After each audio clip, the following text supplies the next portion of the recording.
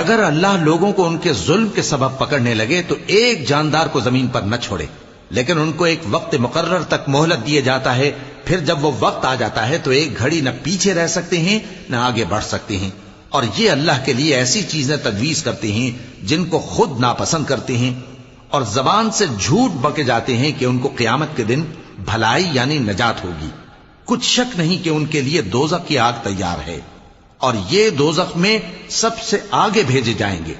اللہ کی قسم، ہم نے تم سے پہلی امتوں کی طرف بھی پیغمبر بھیجے تو شیطان نے ان کے کرتوت ان کو آراستہ کر دکھائے، تو آج بھی وہی ان کا دوست ہے اور ان کے لیے عذاب علیم ہے۔ اور ہم نے جو تم پر کتاب نازل کی ہے تو اس لیے کہ جس بات میں ان لوگوں کو اختلاف ہے تم اس کا فیصلہ کر دو، اور یہ مومنوں کے لیے ہدایت اور رحمت ہے۔ اور اللہ ہی نے آسمان سے پانی برسایا، پھر اس سے زمین کو اس کے مرنے کے بعد زندہ کیا، بے شک اس میں سننے والوں کے لیے نشانی ہے۔